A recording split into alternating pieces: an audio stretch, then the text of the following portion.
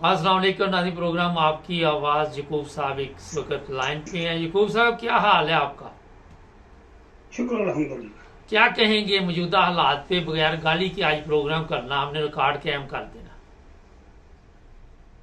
जी मेरी तरफों जवेद साहब ਤੁਹਾਨੂੰ ਤੇ ਪੂਰੇ ਅਹਲੇ ਪਾਕਿਸਤਾਨੀਆਂ ਨੂੰ ਜਿੱਥੇ ਵੀ ਦੁਨੀਆ ਦੇ ਕਿਸੇ ਕੋਨੇ ਜਿਹਨਾਂ ਦੇ ਨਿਸ਼ਾਨ ਕਰੀਏ ਤਾਂ ਸਭ ਨੂੰ अस्सलाम वालेकुम वालेकुम। सलाम।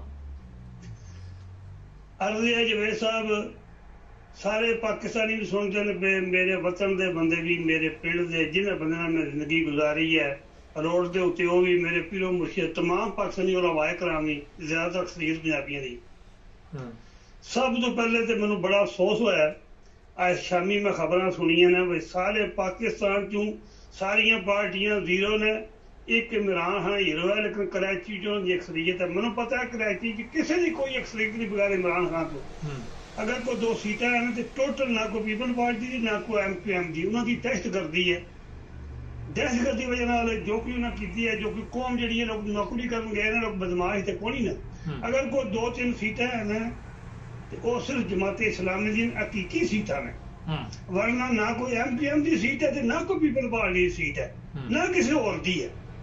एक तो अफसोस है कि कराची वाले गैरत खाओ, इलेक्शन जिम्मे गैरत खानी है जी। मैं रोज सुनना ना वोटा वोटा वोटा नहीं, मैं तुम्हें एक गल दसना सुन लैन सारे जिन्नी उलमाए कराम ने, जिन्हें किसी चीते वाली पग्गां बनिया ने, किसी कालियां पग्गां, किसी हरियां पग्गां, किसी चिट्टियां पग्गां, किसी टोपियां, और उलमाए कराम और सुनो मेरी गल, सवाए चंद कदी नशीन जो बुजुर्गों की औलाद ने वो तो सियासत भी बाहर हो गए, उन्होंने भी मैनू अफसोस है कि कौम नूं तुहाडी लोड़ है, जिन्हां दी गल पूरा पंजाब सुनदा है।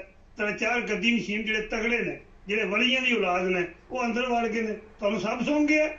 पहला तो मेरी ये अर्ज है। दूजी गल ये है कि मैं अनपढ़ बंदा, सारे पंजाब जानदा मैनूं, जिहड़े अक्सरियत जिहड़े बंदे मेरे वाकफ ने कि मैं कोई पढ़ा लिखा बंदा नहीं, मैं मैट्रिक पास बंदा अनपढ़। मैं कुरान पढ़े हैं, सुने हैं। बिस्मिल्लाहिर्रहमानिर्रहीम जवेद साहब, सुबहान अल्लाज़ी आसरा बिअब्दी लैलम मिनल मस्जिद हराम इलल मस्जिद अक़सा अल्लज़ी बारकना हौलहू लिनुरियहू। जिस बंदे ये कुरान की आयत पढ़ी है कि अमल नहीं करता, उहदे ते लानत है। लानत खुदा दे प्यारे हबीब दी।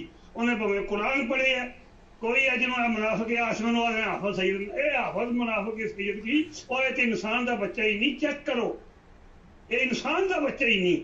मसलक छड़ दो, ना शिया भी छड़ दो, भाभी भी छड़ दो। इधर अल्लाह की कसम मोदी ते नजरी आओ 1000 बारी चंगे जे, 1000 बारी। मैं रोज पढ़ना टीवी च ते नतनयाहू ते मोदी च ते आसमा मुनाफिक च केड़ा फर्क है, या पाकिस्तानी फौज वो इधर 1000 बारी चंगे ने। जवेद साहब बोल के आते हैं असीं हिंदू हाँ, असीं यहूदी हैं। कल एक यहूदी का बयान आया है कि अल्लाह की दाद सानू इन्ना जलील कर दी है कि असीं भी हूद अलैहिस्सलाम की औलाद हाँ, और तुसीं हूद अलैहिस्सलाम की औलाद हो। जिस ज़ात पाक ने हूद अलैहिस्सलाम ने यकूब अलैहिस्सलाम की पूरी बड़ी साइल भेजी, उन्होंने नहीं मनते तुसीं। ये आ जो हज़रत दादा इब्राहिम साडे दादा जी ने, उन्होंने हुक्म तो नहीं मनते, उन्होंने दूजी बीवी तुसीं डिक्लेयर ही नहीं करते। फिर खुदा की मार पैनी है, तो खुदा बेहतर जानता है। तो मेरा मतलब है कि जिन्हें कुरान पढ़े है, जेड़ा बंदा मस्जिद अक्सर जेड़े लड़ते ने बंदे जवेद साहब उत्थे फलस्तीन 1 लाख टोटल बंदा नहीं है।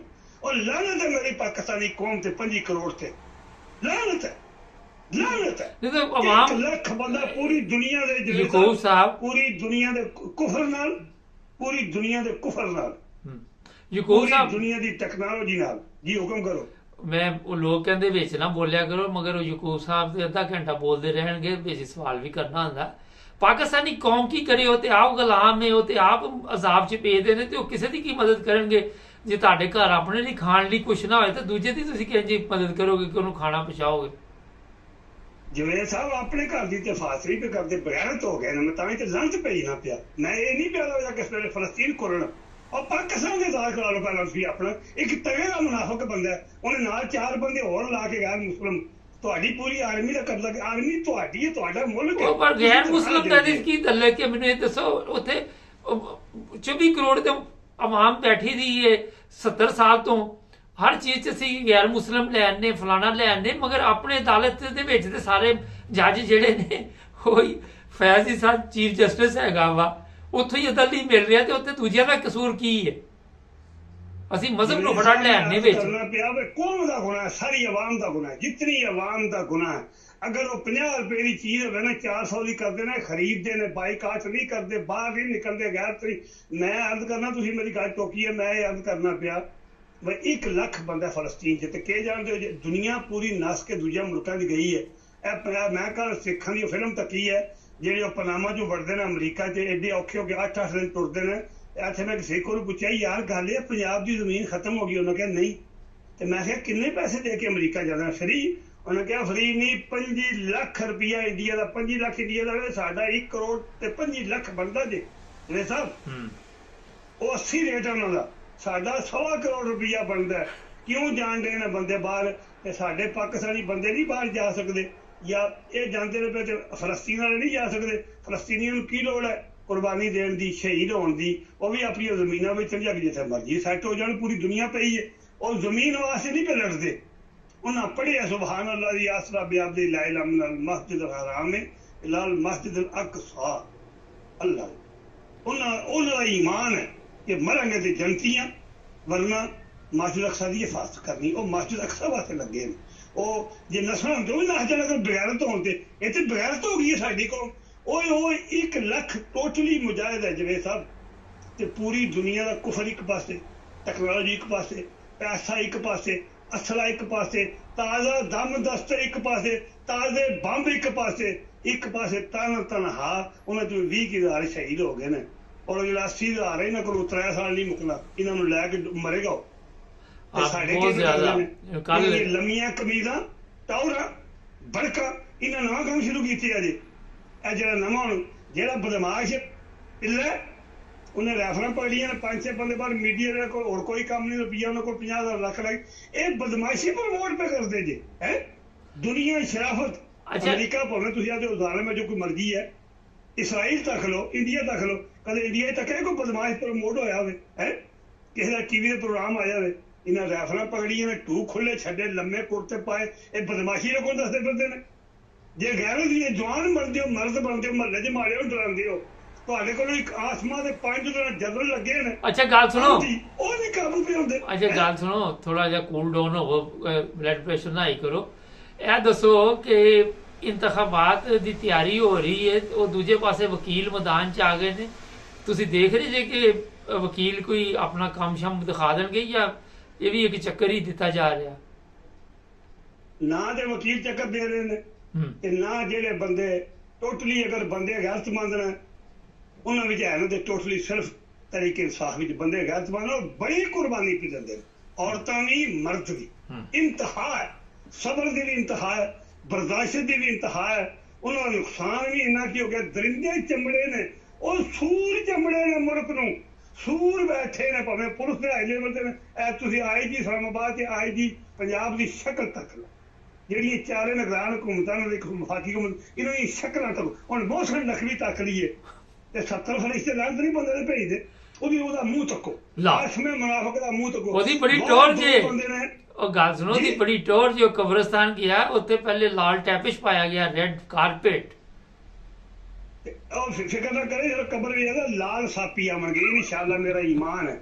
ਔਰ ਉੱਥੇ ਕਾਰਪੇਟ ਨਹੀਂ ਥੱਲੇ, ਇਸ ਬੰਦੇ ਵਾਸਤੇ, ਆਸ਼ਮੇ ਮੁਨਾਫਿਕ ਵਾਸਤੇ, ਜੁਨੇਦ ਲਤੀਫ ਵਾਸਤੇ।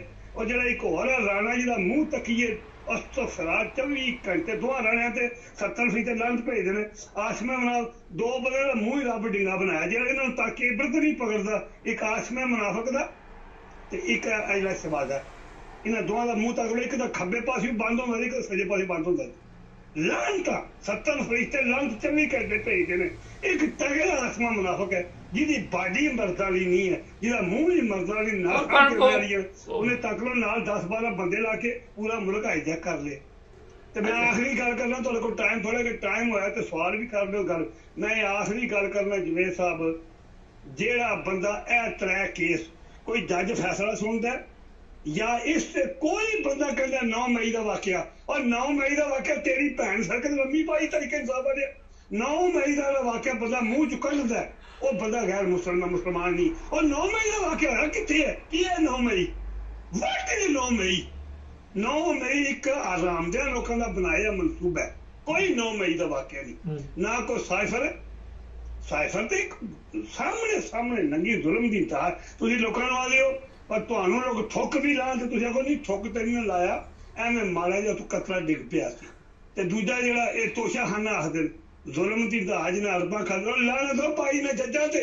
इन्हां जज्जां नूं खुदा गर्क करे, सवाए 2-3 जज छड्ड के पुलिस च भी बंदे चंगे हैं जवेद साहब, पर वो थले SHO या कोई DSP या जेड़े जज ने वो भी 2-4 हाई कोर्ट ते सुप्रीम कोर्ट च, ते या जेड़े बंदे ब्यूरोक्रेट कुछ है ने जेड़े है ने कुछ इन्हां नून लीगल जहर दे के मरवा छड़े ने, ते जेड़े दूजे ने वो छोरे गरीब बोलदे नहीं जिन्हां कोल पावर है। और जालिम दे बच्चे हो जेड़ी तनखा लैंदे धीआं भैणां दी कमाई खाण दे हो। जे तुसीं फैसले नहीं कर सकदे, जे तुसीं निगरान हुकूमत दा कम केड़ा कि 3 महीने बाद आउंदियां वोट इलैक्शन लैके नहीं आए, ते जे अपने बाप दे कि नवां होना थापड़े दा मूंह जो काकड़ ककरोच, और जे तुसीं अपने हुक्म नहीं मना सकदे गल नहीं वोटां तुसीं कोल लईआं इलैक्शन तुसां नहीं लड़िया, एक कुत्ते दे बिठाए कुत्ते बैठे हो। जे तुसीं नहीं ते 3 महीने बाद लुट लिया ते बस करो, 1.5 साल चमड़े हो जालिम दे बच्चे हो। कल मरदे ने खुदा नूं हिसाब नहीं देना, किस हिसाब नाल बैठे हो 1.5 साल तो है। तुहाडी ये निगरान हुकूमत है जिहड़ी तिम्मो सूबे च बैठे ने, एक सवाए एक तुसीं कढ लो 2-4 जज है ने जेह्ड़े पिशावर जेह्ड़े जिन्हां खैबर पख्तूनख्वा कुछ बचाए अज, ते जेह्ड़े बाकी ने जे तुसीं तनखावां लैण दिओ मरासतां लैण दिओ हैलीकाप्टर पकड़े ने, एक उहदा फरेंडू दा रिश्तेदार कोई गवर्नर खैबरपुर और सूर दा पिल्ला लो हैलीकाप्टर जो गां लिया जिकन प्यू लैके दे गया अपना है, ते करदा की है पिया गुलामी आसमे मुनाफिक दी। चलो बहुत हो गया मौसम जी, मैं क्या काफी हो गया नहीं मैं आखिरी मैं अर्ज करना पिया, मेरी ये अपील है सारियां ਜਿਹੜੀਆਂ ਨਿਗਰਾਨ ਹੁਕੂਮਤਾਂ ਨੇ, ਤੁਸੀਂ ਇਹ ਕਮਾਈ ਧੀਆਂ ਭੈਣਾਂ ਦੀ ਨਹੀਂ ਖਾਣ ਦੇ, ਜ਼ੁਲਮ ਕਰਦੇ ਹੋ, ਮੁਲਕ ਦਾ ਖੂਨ ਪਸੀਨਾ ਪੀਂਦੇ ਹੋ। ਤੁਸੀਂ ਪਹਿਲਾਂ ਜਨਮੀ ਹੋ, ਇਹ ਨਾ ਆਖੋ ਬਸ ਸਾਨੂੰ ਆਸਮਾਨ ਮੁਨਾਫਿਕ ਲਾਇਆ ਤੇ ਦੂਜੀ ਪੂਰੀ ਕੌਮ ਮੁਨਾਫਿਕ ਹੈ, ਐਸ ਵੇਲੇ ਪੂਰੀ ਕੌਮ ਮੁਨਾਫਿਕ ਹੈ। ਤੁਸੀਂ 5 ਕਰੋੜ ਬੰਦਾ ਬਾਹਰ ਨਿਕਲੋ, ਜੇ ਇਹ ਜਨਰਲ ਪਤਲੂਆਂ ਛੱਡ ਕੇ ਕੱਛੇ ਲਾ ਕੇ ਨਸਣਾ ਕੋਈ ਹਕੂਮਤ ਤੇਰਾ ਪਿਓ ਹੀ ਕੋਈ ਨਹੀਂ। ਤੁਸੀਂ ਗੈਰ ਠੰਡੀਆਂ ਪੇ ਖਾਂਦੇ, ਜਿਹੜੇ 500 400 ਬੰਦਾ ਤਰੀਕੇ ਇਨਸਾਫ ਦਾ ਨਿਕਲਦਾ ਉਹਨੂੰ ਕੁੱਤੇ ਫੜ ਲੈਂਦੇ ਨੇ। ਤੁਸੀਂ ਬਾਹਰ ਨਿਕਲੋ ਇੱਕ ਵਾਰੀ ਤਾਂ ਕਹਾਂ ਤੁਸੀਂ ਆ ਜਾਓ ਬਈ ਅਸੀਂ ਕੀ ਕਰੀਏ, ਹੁੰਦਾ ਕੀ ਹੈ, ਇਹਨਾਂ ਦੀ ਕੀ ਜ਼ਰੂਰਤ ਹੈ।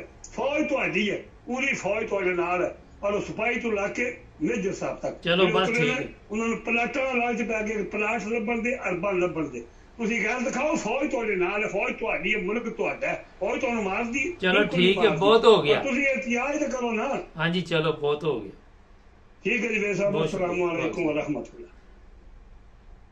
नाज़रीन यकूब साहब का आपको पता ही है, जोश खताबत में बड़ा कुछ कह जाते हैं, इनकी अपनी राय है, आज़ादी राय का हक हर बंदे के पास है। हमारे चैनल को सब्सक्राइब करें, थोड़ी देर तक प्रोग्राम आ रहा है आज हमारे के साथ, वो भी देखिएगा, चेक करें हमारी वीडियो आपको मिल रही है। मिलते हैं नए प्रोग्राम में, अल्लाह हाफ़िज़।